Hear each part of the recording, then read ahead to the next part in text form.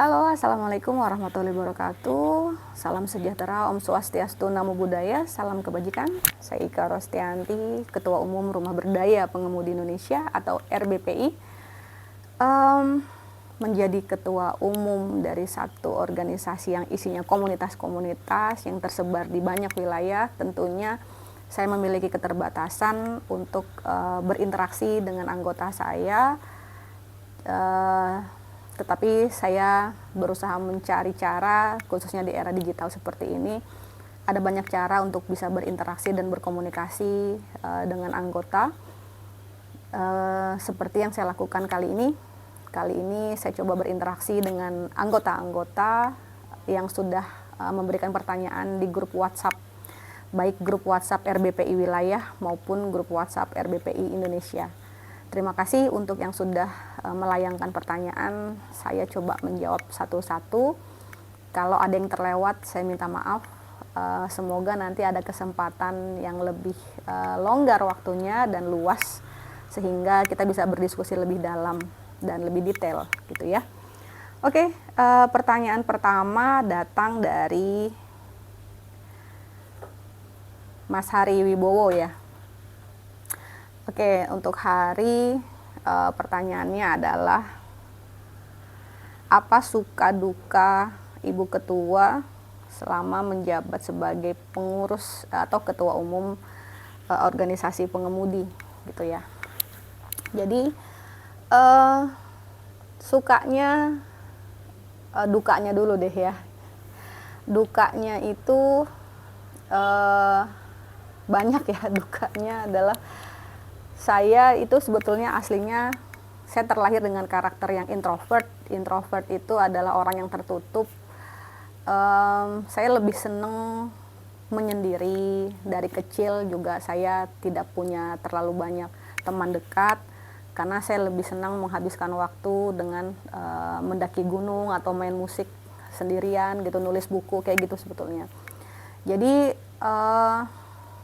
saya sebetulnya RBP ini bukan organisasi pertama, tapi biasanya sebelum-sebelumnya di organisasi-organisasi yang saya ikuti sebagai pengurus, saya selalu main di belakang layar gitu, karena saya konseptor sebetulnya. Jadi kali ini saya betul-betul sebagai wajahnya organisasi, sehingga saya mau tidak mau harus tampil gitu. Itu saya beradaptasi dengan banyak sekali hal-hal yang tidak biasa saya kerjakan gitu. Terus dukanya lagi adalah ketika sebagai ketua saya merasa ya, maaf kalau sedikit objektif, saya merasa saya sudah mengupayakan berbagai hal yang positif, yang baik dengan cara yang benar, tetapi masih diterima dengan tidak baik oleh sebagian orang, bahkan anggota saya sendiri. Dan saya sadar gitu bahwa terkadang niat baik dan cara yang benar juga belum tentu diterimanya dengan baik dan benar oleh orang lain gitu. Tapi saya tidak mau patah semangat untuk hal itu. Kemudian dukanya lagi adalah saya itu kan nggak punya media sosial, jadi saya hanya punya WhatsApp.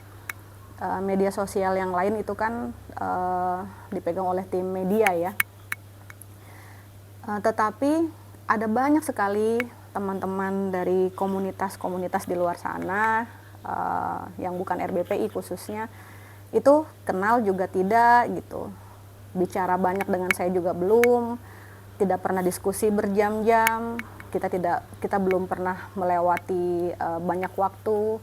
Tetapi sudah banyak sekali statement yang menjudge atau menghakimi atau melabeli gitu ya, memberikan label kepada saya, memberikan nilai-nilainya, padahal belum pernah bertemu gitu, belum pernah duduk bareng, belum pernah berdiskusi gitu, tidak kenal gitu ya.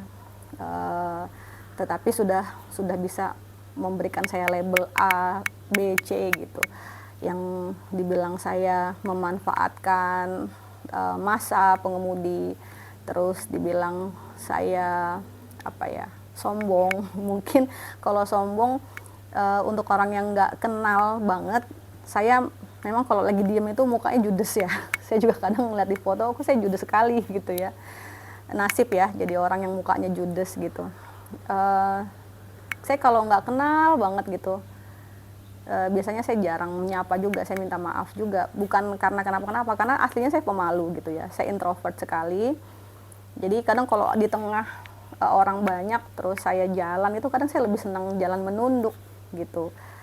Kecuali memang sudah pernah ngopi bareng, terus ngobrol bareng, mungkin saya lebih rileks gitu ya. Terus ya ada banyak lah, ada banyak yang menghakimi gitu, itu yang kadang sedih ya, sedih, tapi ya sudah, itu resiko. Ada yang kadang bikin nangis juga gitu, sebagai ketua yang kita dituntut untuk tampil tegas, tampil gagah gitu. Sesekali saya juga menangis gitu.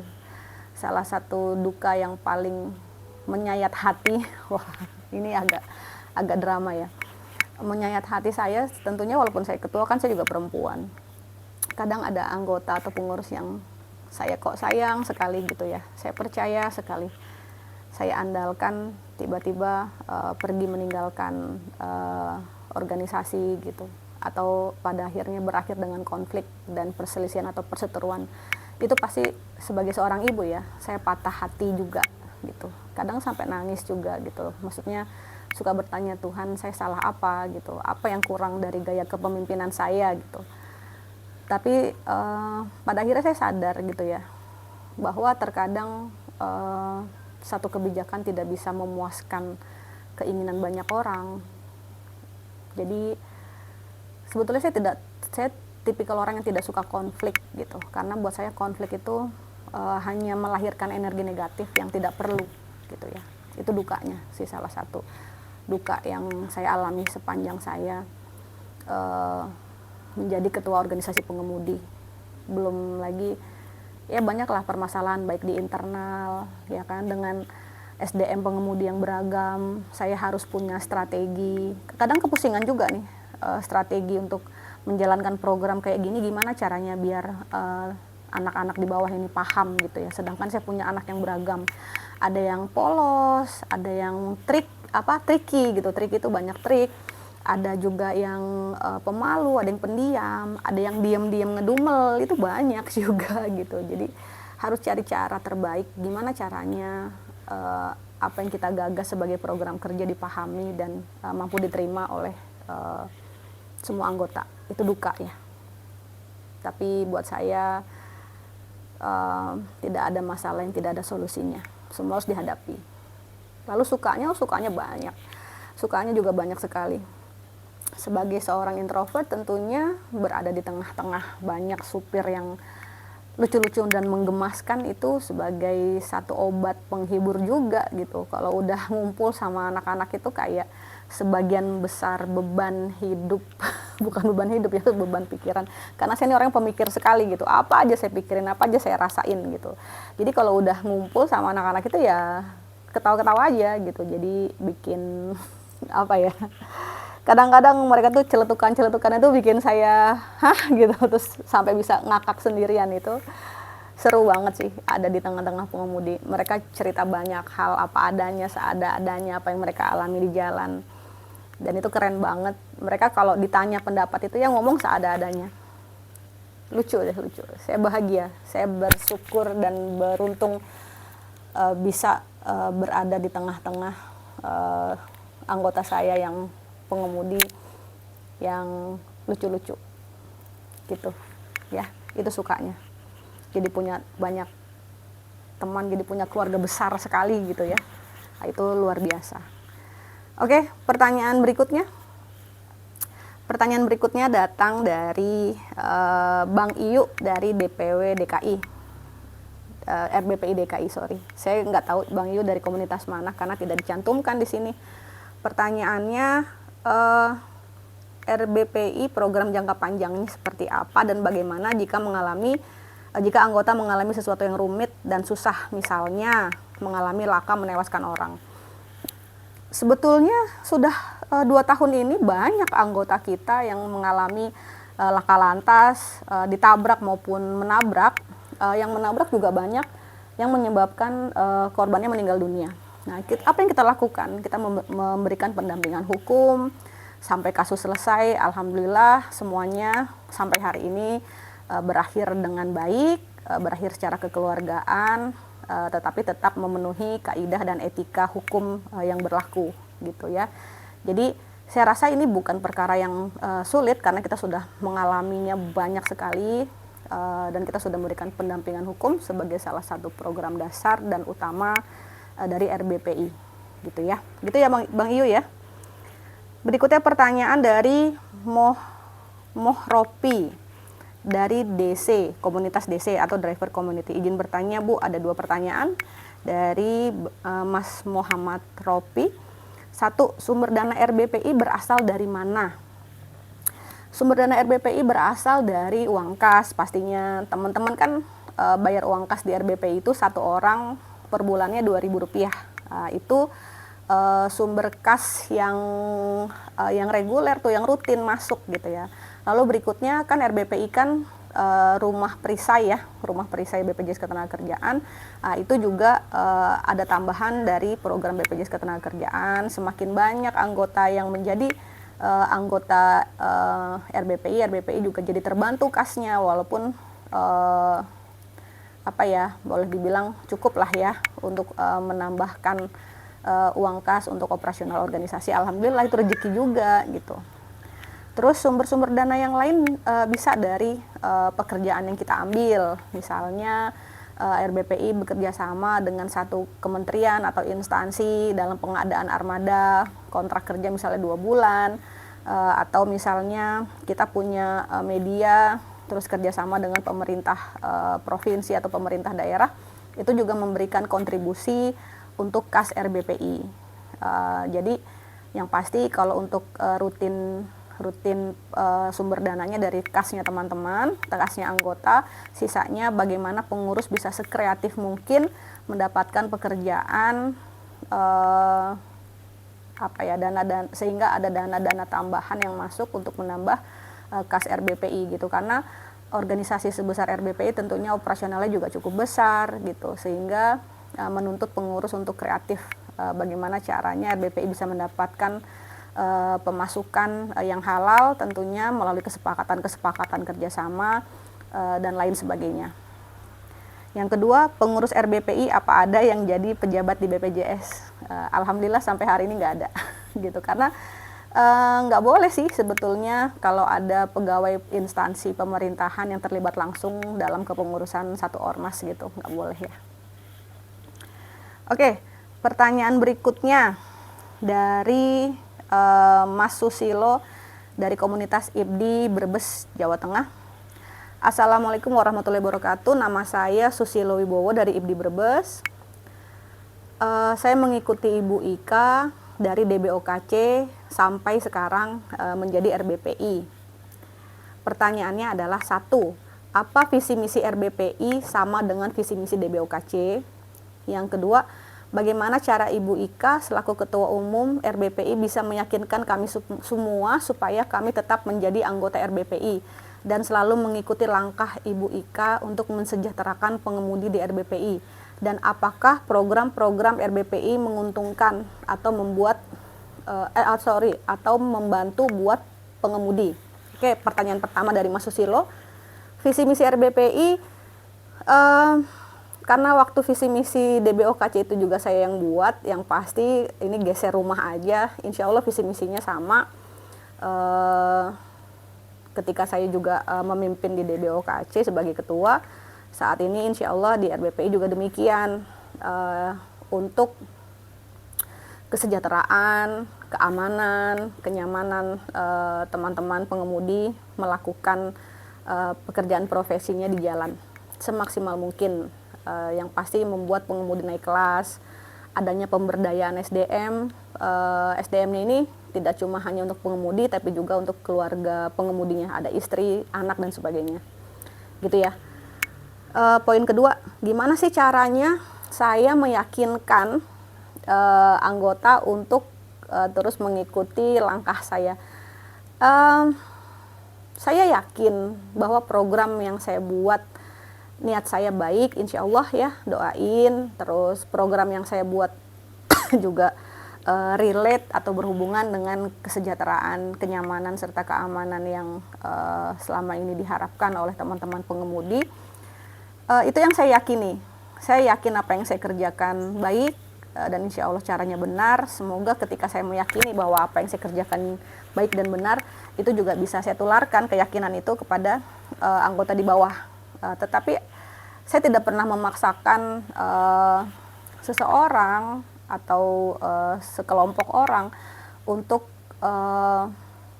meyakini apa yang saya yakini, melakukan apa yang saya lakukan, karena ini negara demokrasi gitu. Teman-teman bisa berpikir, bisa melihat, dan pada akhirnya memilih pergerakan di rumah yang mana yang paling bisa teman-teman terima secara akal, secara hati gitu ya. Jadi kalau mau memilih organisasi, kalian harus menggunakan akal dan juga hati gitu. Yang pasti kalau di akal itu kalian mencerna programnya bagus nggak ya, masuk akal nggak ya untuk dikerjakan gitu, menyulitkan tidak gitu. Nah kalau dengan hati ya yakin gitu. Jadi ketika kita memilih satu pilihan, kita harus mantap ya. Oke, aku pilih ini, aku akan berjalan sesuai aturan organisasi ini, aku akan loyal gitu. Jadi pada akhirnya pilihan ada di tangan Anda, mau berjalan bersama saya dan RBPI atau tidak. Tetapi pelajari dulu gitu ya apa yang dikerjakan. Oke, Mas Susilo. Pertanyaan berikutnya dari Dedi BPM. Assalamualaikum. Waalaikumsalam. Izin bertanya Ibu, mohon maaf sebelumnya, apa yang akan dilakukan seorang ketua jika banyak kebijakan yang ditentang oleh anggotanya? Apa ya kira-kira? Membuat satu kebijakan itu tidak mudah, apalagi untuk orang banyak, karena satu kebijakan itu tidak bisa memenuhi banyak banyak keinginan banyak orang, tidak bisa memenuhi hasrat atau cita-cita atau harapan banyak orang juga. Karena anggota kita tuh banyak, ribuan, pasti ribuan juga cara berpikirnya, ribuan juga impian dan cita-citanya tidak sama gitu ya. Tetapi apa yang harus dilakukan sebagai ketua? Kalau kita analogikan organisasi ini sebagai sebuah perahu, saya sebagai ketua kan berarti nahkodanya gitu. Teman-teman yang jadi anggota berarti penumpangnya. Saat ini yang pegang kemudi dan kendali di organisasi ini adalah ketua atau nahkodanya. Perahu ini atau organisasi ini mau dibelokin ke kanan, dibelokin ke kiri, itu kan kendalinya ada di saya sebagai ketua gitu. Artinya saya minta maaf jika, kalau ini perahu ya, jika misalnya saya punya anggota 100 orang, 50 orang mau pergi ke Boyolali, 30 orang berharap pergi ke Bali, sisanya mau pergi ke Padang. Kan saya tidak bisa memenuhi ketiga permintaan tersebut gitu. Perahunya cuma satu, setirnya itu cuma satu gitu. Bagaimana bisa saya pergi ke Padang, ke Bali, dan Boyolali secara bersamaan dalam satu waktu? Kan tidak mungkin. Artinya saya yang pegang kendali, saya harus putuskan kira-kira kemana saya akan pergi gitu. Apa pertimbangannya? Pertama, mempertimbangkan suara mayoritas pasti. Jika pendapat mayoritas itu masuk akal gitu ya. Saya pasti sebagai ketua, suka tidak suka, ini demokrasi itu adalah memprioritaskan suara terbanyak gitu. Tetapi ada satu momen atau ada satu waktu, sekalipun itu suara mayoritas, tetapi suara mayoritas ini membahayakan bagi organisasi atau kapal, itu tentunya saya punya pertimbangan dan kebijakan tersendiri gitu. Saya bisa saja menentang juga pertentangan yang di bawah, ya kan? Misalnya, walaupun dari 100 penumpang tadi terbanyak itu minta ke Boyolali, ternyata tapi di Boyolali itu lagi terjadi gempa dan angin puting beliung. Nah, saya sebagai ketua, walaupun di demo sama 50 orang yang minta ke Boyolali, saya punya kebijakan sendiri. Karena saya berpikir kalau perahu ini saya daratkan di Boyolali, gitu, itu kita akan kena puting beliung semuanya dan semuanya mati, gitu ya. Jadi di satu momen, pada akhirnya walaupun kita ini demokrasi mendengarkan mayoritas banyak suara dari anggota, kita punya sebagai ketua, kita punya kebijakan yang maaf tidak bisa memuaskan semua keinginan anggota, tetapi Anda harus percaya ketika Anda mempercayai satu ketua atau pemimpin, pasti pemimpin itu punya perhitungan kenapa dia mengambil kebijakan tersebut, dan insya Allah apa yang diambil itu yang terbaik. Terus ketika seorang ketua sudah mempunyai kebijakan yang menurut dia cukup baik untuk organisasinya, tetapi masih ditentang, ya mohon maaf, yang menentang itu mungkin kalau sudah tidak bisa ditoleransi, Anda bisa memilih perahu lain, Anda bisa turun di tengah jalan. Entah Anda berjalan sendiri menuju tujuan Anda, atau Anda bisa pindah kendaraan. Begitu. Ya Dedi ya. Nah, tidak mudah memang menjadi ketua dalam mengambil satu keputusan. Oke, pertanyaan berikutnya dari Kang Maman dari 820 Bandung ya. Assalamualaikum warahmatullahi wabarakatuh. Waalaikumsalam. Izin bertanya Ibu Ketua, mohon maaf sebelumnya, saya ingin mengajukan beberapa pertanyaan terkait organisasi. 1. Apakah RBPI menerapkan atau menjalankan program seperti bendera sebelumnya? Saya jawab langsung aja ya. Iya, jawabnya iya. Pendampingan hukum ada, proteksi jiwa ada, pemberdayaan SDM ada. Nah, itu nggak berubah sama sekali. Sama jawabannya ya. Yang kedua, apakah program RBPI ke depannya akan ada koperasi? Ada. Mungkin tahun depan, karena masih banyak pembenahan, dan untuk menjalankan koperasi itu perlu persiapan-persiapan, harus sosialisasi ke ribuan anggota gitu ya. Yang ketiga, bagaimana caranya kita ingin menyambangi instansi pemerintah? Bersurat, ya bersurat. Memang cara berkoordinasi dan berkomunikasi yang terbaik dengan instansi adalah Anda memperkenalkan diri Anda dari mana, Anda siapa, program Anda apa, Anda ada di wilayah mana, lalu bersurat izin audiensi, memperkenalkan diri. Dari sana kalau sudah saling kenal baru bisa bertemu nih program dari instansi terkait tersebut yang mana yang bisa disinergikan dengan program organisasi yang kita ikuti. Oke, pertanyaan berikutnya dari Heri BPM.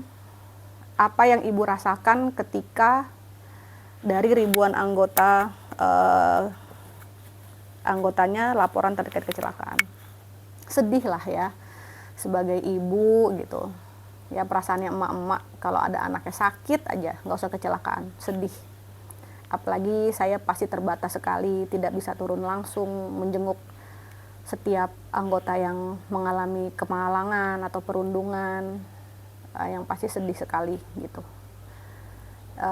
Hanya bisa mengupayakan segala hal yang terbaik yang bisa saya kerjakan bersama tim, bisa meringankan, dan rasanya menyakitkan ketika kita sebagai ibu atau sebagai ketua tidak bisa melakukan banyak hal, atau bahkan mungkin ada di beberapa momen saya tidak berdaya membantu anggota. Itu saya pernah alami, dan itu menyakitkan sekali gitu. Saya merasa useless ya, atau merasa tidak bermanfaat. Tapi yang pasti organisasi itu kan kerjasama dengan tim. Semoga tim pengurus yang saya punya juga membantu untuk merespon atau mengurus anggota yang mengalami kemalangan atau perundungan, apapun kasusnya. Pertanyaan kedua, bagaimana Ibu bisa merespon dengan baik sedangkan kami tahu Ibu adalah orang tua dari 3 orang anak? Ya, ini hanya tentang mau tidak mau gitu. Yang pasti merepotkan ketika Anda punya banyak peranan gitu ya. Di rumah tentunya saya juga berperan sebagai ibu. Saya punya 3 orang anak, malah anak kecil, anak saya yang nomor 3 itu masih kecil gitu, masih 4 tahun, masih 4 tahun, yang sedang butuh perhatian. Nah, sedangkan di sisi lain saya juga punya peranan sebagai ketua umum dari ribuan anggota yang setiap hari ada aja masalahnya gitu. Ini tidak mudah membagi waktu, membagi pikiran. Kebetulan saya juga nggak punya ilmu jurus kayak yang Naruto punya itu, punya jurus membelah diri gitu kan. Saya nggak punya. Jadi suka tidak suka, mau tidak mau, saya harus mengasah diri untuk punya keterampilan, memiliki kecakapan untuk mampu berbagi perhatian, gimana caranya tetap fokus perhatian dengan dua peran yang berbeda gitu. Sepersekian menit atau dalam satu hari jam sekian sampai sekian saya harus fokus menulis tugas-tugas saya sebagai seorang ibu di rumah gitu kan. Lalu setelah itu jam siang sampai sore misalnya saya memetakan permasalahan organisasi, lalu menemukan solusi dan apa yang harus dikerjakan, lalu saya share ke tim. Itu aja sih, tidak mudah, tapi kalau kita mau itu bisa dikerjakan. Gitu ya Mas Heri ya. Ini ada pertanyaan lagi, tapi ini pertanyaannya. Apakah Ibu Ketum dapat gaji bulanan? Dari mana hasil uang untuk memberi gaji? Pertama, saya tidak digaji di RBPI, saya nggak dapat gaji. Tetapi kalau ada pekerjaan, saya dapat prosentase. Itu pun kalau saya yang bekerja gitu. Karena di RBPI ini saya selalu bilang yang berkeringat, yang layak mendapatkan hadiah gitu ya. Misalnya mengerjakan proyek pekerjaan apa, tentunya yang didapat sama orang-orang yang bergerak atau mengurus beda dengan orang-orang yang hanya duduk-duduk saja gitu. Jadi orang yang pemalas dan orang yang tidak mau bergerak, saya kira tidak ada hadiah yang layak diberikan untuk orang-orang seperti itu. Tetapi untuk teman-teman yang mau berupaya, mau bergerak gitu ya, tentunya kita harus hargai apapun bentuk penghargaannya gitu. Jadi jawabannya saya tidak digaji, tidak ada gaji di RBPI, tetapi kalau ada pekerjaan, kalau sayanya yang bekerja, sayanya yang bergerak, tentu ada prosentase dari situ. Gitu ya. Itu berlaku nggak cuma untuk saya, tapi untuk semua tim. Oke, pertanyaan berikutnya ini bentuknya voice note ya. Kita dengerin sama-sama ya. Ini dari Mas Edi PSD ya. Selamat siang Ibu Ketua yang kami sayangi dan kami banggakan, yaitu Ibu Ika Prestianti. Salam RBPI, Rumah Berdaya Pengemudi Indonesia, memperjuangkan nasib dan inspirasi kami para pengemudi. Rumah Berdaya mau memimpin kami untuk terjun ke dunia pengemudi, memperjuangkan nasib dan inspirasi kami para pengemudi untuk menjadi lebih baik. Sedangkan Ibu adalah bukan berprofesi sebagai pengemudi. Dan adakah kendala ketika Ibu memutuskan untuk terjun ke dunia pengemudi, yang notabene Ibu adalah seorang ibu rumah tangga yang memiliki atau mempunyai suami, putra putri tentunya, dan yang membutuhkan perhatian serta kasih sayang di setiap saat. Dan kami meminta tips atau ilmu bagaimana Ibu menyingkapinya, kendala yang menyangkut dengan keluarga. Terus terang kami para suami yang berkomunitas masih banyak yang mengalami kendala dengan keluarga, terutama istri. kami banyak di luar, sering juga pulang malam nih atau berkomunitas. Panjang ya. Oke, Mas Edi dari komunitas PSD ya. Ini kayaknya sebagian nanya, sebagian curhat ya. Gak apa-apa. Jadi gini, kenapa saya mau kenapa saya mau ngurus gitu ya, ngurus pengemudi. Saya juga kadang sempat senyum-senyum sendiri gitu. Kok iya ya, kok aku ada di dunia ini gitu, di dunia pengemudi gitu ya. Karena aslinya background saya itu adalah pendidikan dan juga ilmu komunikasi gitu. Jadi pekerjaan saya sebelumnya adalah saya pernah sebagai kepala sekolah, saya pernah sebagai guru, saya pernah bekerja sebagai konsultan, saya pernah bekerja konsultan pendidikan anak ya.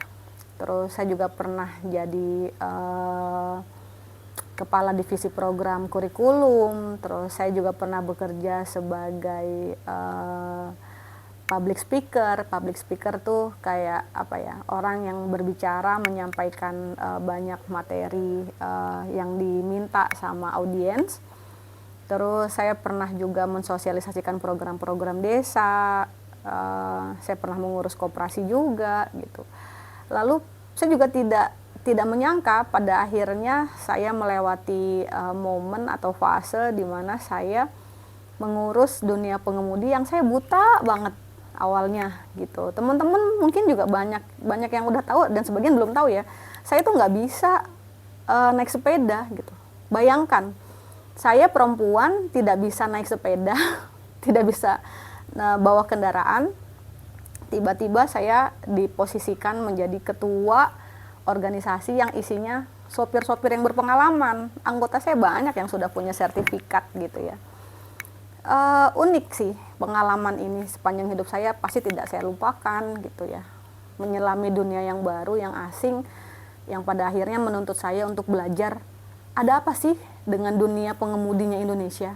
Saya jadi juga belajar ada apa sih dengan dunia transportasi di Indonesia gitu, sehingga kenapa ya pengemudi itu dengan posisinya yang sangat strategis gitu ya, dengan lintas yang dia miliki, kemampuan yang dia punya peranan penting dalam roda perekonomian, pendistribusian produk-produk UMKM, tetapi kesejahteraannya belum menjadi salah satu prioritas pemerintah. Ada apa nih gitu. Nah, saya hanya pada akhirnya hanya melakukan apa yang kira-kira paling bisa saya kerjakan. Misalnya saya punya kemampuan untuk mengetahui bagaimana cara membangun komunikasi, mendeliverikan atau menyampaikan pesan dari teman-teman yang di bawah ke instansi misalnya, atau menyampaikan program dari instansi pemerintah ke teman-teman pengemudi gitu, karena itu salah satu keahlian saya. Saya mungkin tidak bisa membawa CDD, saya tidak mengerti bagaimana cara mengganti ban kalau trouble, tetapi saya punya kemampuan berkomunikasi yang baik, bagaimana menyampaikan permasalahan di bawah ke atas, dan bagaimana menyampaikan program-program serta kebijakan-kebijakan dari atas untuk dipahami sama teman-teman di bawah. Nah, itu gitu ya. Kalau ditanya bagaimana saya bisa masuk ke dunia pengemudi, itu ceritanya panjang, dan saya sudah sering menyampaikan setiap kali saya datang atau berkunjung ke base campnya teman-teman komunitas gitu. Tapi yang pasti terjun ke dunia pengemudi adalah hal yang baru, dunia baru buat saya, dan itu menarik untuk dipelajari. Jadi kalau dianalogikan, mungkin di luar sana banyak juga yang nyinyir gitu ya, wah RBP ini ngawur gitu, ngaco ya, ketuanya perempuan, bukan pengemudi, bukan pengusaha transportasi, bawa sepeda juga nggak bisa, apa yang dia bisa lakukan gitu. Anda tahu negara Indonesia, presidennya siapa? Indonesia ini permasalahannya majemuk sekali. Ada masalah perbankan, ekonomi, ada masalah alutsista, alat-alat perang, pertanian, apa segala macam. Sedangkan kita punya presiden itu backgroundnya hanya tentang perhutanan dan bisnis serta perkayuan gitu ya. menjadi pemimpin itu bukan berarti Anda harus menguasai secara teknis apa yang Anda bawahi. Presiden Jokowi tidak perlu memahami bagaimana cara merakit alat-alat peperangan. Presiden Jokowi tidak perlu mengetahui bagaimana cara menghias satu daerah wisata misalnya. Tetapi seorang pemimpin itu hanya membutuhkan kecakapan atau skill, keterampilan bagaimana cara Anda mengkombinasikan, menemukan potensi dari tim Anda, dari anggota Anda, dari rakyat Anda yang Anda pimpin untuk dikombinasikan, dijadikan satu, lalu membentuk satu sistem yang berjalan dengan baik. Misalnya saya sebagai ketua cukup menemukan orang-orang yang punya potensi. Pertama gini, saya sebagai ketua, saya harus tahu saya membawahi apa. Saya membawahi sopir dan bidang transportasi, artinya saya harus belajar di situ. Permasalahannya apa? Apa yang dibutuhkan? Lalu saya harus menemukan potensi dari tim saya. Saya lihat di komunitas ini ada satu orang yang berpotensi ditaruh di bidang hukum, saya ambil. Di komunitas yang satu lagi, orang ini mampu berhitung dengan baik, saya ambil. Gitu kan? Kenapa? Karena RBPI akan membuat divisi hukum, akan membuat koperasi, akan membuat usaha pengadaan armada. Terus kita juga akan membuat divisi BPJS ketenagakerjaan misalnya seperti itu. Saya hanya tinggal menemukan potensi-potensi itu, dipoles, dikasih kesempatan, dan saya tinggal mengambil alih tentang bagaimana melit atau memimpin tim ini supaya bisa bekerja sesuai tupoksinya, sesuai dengan kemampuannya. Gitu. Jadi saya kira untuk menjadi seorang ketua organisasi pengemudi tidak harus dari pengemudi. Saya tapi tetap harus belajar memahami dunia pengemudi. Kalau nggak belajar saya juga nggak tahu anggota saya butuh apa saja gitu. Yang pasti saya setelah mengetahui apa keluhan, apa permasalahannya, lalu saya membuat solusi, saya membuat program kerja dan saya realisasikan. Karena semua orang mungkin bisa belajar ilmu pengetahuan, bisa tahu gitu ya. Semua orang mungkin bisa tahu banyak hal, tetapi tidak semua orang punya keterampilan berkomunikasi, tidak semua orang punya kemampuan untuk memimpin, untuk mengkoordinasikan, untuk mengkombinasikan. Nah itu atau meracik gitu ya. Tidak semua orang juga mampu meracik bagaimana bisa menjadikan atau mengumpulkan potensi-potensi yang ada sehingga bisa menjadi satu kesatuan yang tersistem dan berjalan dengan baik. Gitu. Mengkontrol kinerja juga tidak mudah. Gitu. Nah, itu aja sih. Terus tadi Ben, ibu adalah seorang ibu rumah tangga. Tips atau ilmu? Tipsnya, tipsnya ya. Kalau saya nggak tahu apa yang teman-teman alami, yang pasti ini mungkin gini. Multitasking itu adalah kemampuan seseorang melakukan banyak pekerjaan dengan banyak peran. Nah itu memang nggak semua orang punya gitu. Jadi Anda harus kenali diri Anda dulu gitu. Kalau saya sendiri tadi sudah pernah saya sampaikan di depan bahwa saya harus bisa membedakan peran saya sebagai ibu di rumah, peran saya sebagai kakak di keluarga saya, di keluarga besar. Saya juga punya peran sebagai teman untuk teman saya, dan di organisasi peran saya adalah sebagai ketua. Itu saya harus berdiskusi dulu dengan semua lingkungan saya gitu. Saya harus memberitahukan gitu ya ketika saya mengambil satu peranan. Misalnya ketika saya masuk ke lingkungan keluarga saya harus memberikan pemahaman kepada keluarga saya. Oke, saya di keluarga ini saya punya peran sebagai seorang ibu, saya akan bertanggung jawab, saya akan melakukan pekerjaan sesuai peranan saya sebagai ibu di rumah, tetapi saya juga sedang mengambil peranan lain di luar rumah, yaitu sebagai ketua organisasi. Saya izin ke rumah sama orang-orang rumah bahwa setelah saya selesai mengerjakan peran saya sebagai seorang ibu, saya juga akan melakukan peran saya yang lain di luar. Nah, di organisasi juga begitu. Saya bilang ke pengurus, saya ini punya peranan lain. Saya ini tidak cuma sekedar seorang ketua organisasi pengemudi, tapi saya juga punya keluarga, saya punya anak-anak, dan saya punya peranan di situ. Jadi kalau saya sedang berperan sebagai seorang ibu di rumah, tolong jangan diganggu dulu ya, gitu.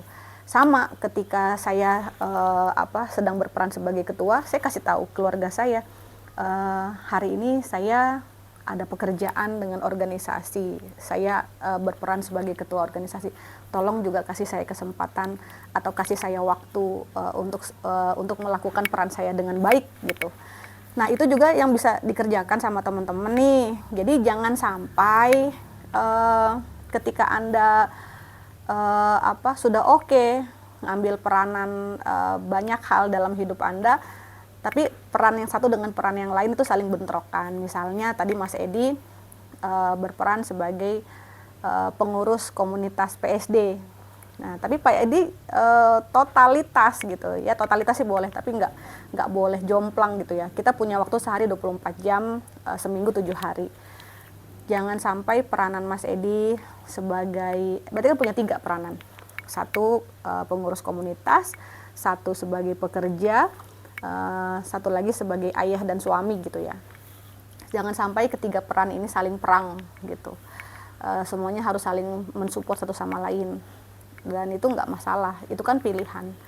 Dalam hidup ini Anda kan diberikan pilihan, Anda mau berperan sebagai apa saja gitu, dan setiap peran yang Anda ambil tentunya mempunyai resiko gitu. Semakin banyak peran yang Anda ambil dalam hidup, tentunya semakin banyak tuntutan waktu, pikiran, tenaga gitu. Jadi yang pasti berdamai sama semua lingkungan yang Anda punya. Anda harus menginformasikan sama lingkungan semuanya, ke lingkungan komunitas, aku jam segini tuh kerja ya, jangan diganggu ya, misalnya kayak gitu. Atau aku punya bos, kalau 3 jam pertama pagi aku nggak boleh pegang handphone, nanti kamu boleh hubungin aku siangnya gitu. Terus aku pulang kerja itu jam 5 sampai jam 8 itu waktunya aku main sama anak dan istriku, nanti jam 9 aku boleh ngurus komunitas, misalnya kayak gitu. Jadi Anda harus beradaptasi dan pandai mengkomunikasikan peran Anda dalam hidup ini sebagai apa-apa saja. Gitu ya, Mas Edi. Kayaknya sih kita bisa ngobrol lebih panjang. Pertanyaan terakhir ya, mungkin nanti di sesi berikutnya kalau ada pertanyaan lainnya bisa, kalau saya buka pertanyaan lagi boleh dilayangkan di grup atau japri WhatsApp ya. Ini pertanyaan terakhir dari Agus Setiono, komunitas DLP, Tim Bodrex, Jakarta Raya. Izin bertanya, kenapa setiap basecamp atau BC dan Korwil cabang berdiri simbol bendera berbeda, Bu? Wah, ini mungkin harus dipertanyakan ke komunitas-komunitas yang punya Korwil. Kalau di RBPI sendiri, memang saya tidak perkenankan membuat ciri khas gitu, nggak ada. Kalau di RBPI itu satu Indonesia, logonya cuma itu, warnanya cuma itu, tulisannya hanya itu, hurufnya itu saja gitu. Jadi warna khasnya merah putih dan gold, terus logonya itu saja. Kalau komunitas-komunitas di bawahnya, kalau mereka punya Korwil terus mau punya ciri khas masing-masing Korwil, itu di luar ranah saya, karena berbeda kepemimpinan, berbeda kepengurusan, tentunya juga berbeda gaya dan cara memimpinnya. Itu sah-sah saja. Jika Anda punya masukan, kenapa sih nggak satu aja, coba didiskusikan dengan komunitas yang melakukan hal tersebut, tetapi di RBPI tidak gitu ya. Ini demokrasi sih, bagaimana teman-teman mau mengelola atau menjalankan organisasi. Oke, kali ini saya kira sudah cukup pertanyaannya. Jawaban saya mungkin belum cukup memuaskan. Lain kali bisa kita bicarakan kalau bertemu. Saya minta maaf untuk anggota RBPI semua kalau saya belum sempat mengunjungi komunitas Anda, bukan karena pilih-pilih yang dikunjungi siapa, tetapi kebetulan mungkin waktunya belum ketemu. Saya juga terbatas untuk agenda jadwal kegiatan dan sebagainya, tetapi kalau saya longgar, saya ingin sekali berinteraksi secara langsung dan bertemu dengan anggota saya gitu ya. Nah, kalau teman-teman punya kegiatan atau agenda atau apa, boleh kan kemarin ada yang mengundang tapi nggak enak gitu, nggak apa-apa, undang aja. Kalau saya punya waktu longgar pasti saya datang. Kalau saya tidak datang artinya ada kegiatan yang tidak bisa saya tinggalkan gitu. Yang pasti saya bersyukur berada di tengah-tengah kalian. Saya yang bukan lahir dari dunia pengemudi, saya yang bukan siapa-siapa, pada akhirnya bisa belajar banyak hal tentang dunia perkemudian Indonesia, bisa belajar tentang dunia transportasi Indonesia. Saya bahagia, senang rasanya ada di tengah-tengah Anda. Suka duka itu pasti ada, dan itu dinamika organisasi, warna-warni kehidupan. Terima kasih sudah berjalan bersama saya. Terima kasih Anda semua memberikan energi positif, sehingga saya secara pribadi juga jadi menggali potensi diri dan meningkatkan kualitas diri, sehingga saya berharap bisa jadi manfaat untuk teman-teman semua, baik yang tergabung di RBPI maupun yang tidak. Niat baik dan cara yang benar nyatanya belum tentu bisa diterima dengan baik oleh banyak orang, tetapi itu tidak bisa menjadi alasan untuk Anda menjadi orang yang tidak baik. Terus berbuat yang baik, jangan menyerah. Terkadang rasa putus asa itu adanya di persimpangan antara keyakinan dan realita gitu. Tetapi sebagai orang yang beriman, kita tentu tidak boleh kehilangan keteguhan hati dan keyakinan kita pada janji Tuhan, janji Allah Subhanahu wa Ta'ala, bahwa siapapun yang bersungguh-sungguh dengan hati yang tulus, dengan cara yang benar, dengan niat yang baik, Allah sudah punya hadiah yang baik juga untuk kita semua. Nah, tetap jaga keselamatan berkendara. Sekian dari saya. Assalamualaikum warahmatullahi wabarakatuh.